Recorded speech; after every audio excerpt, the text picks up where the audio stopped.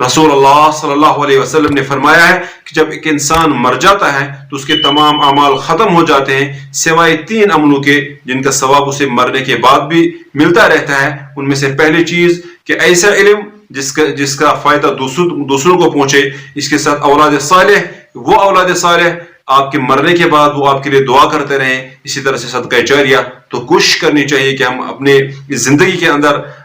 وہ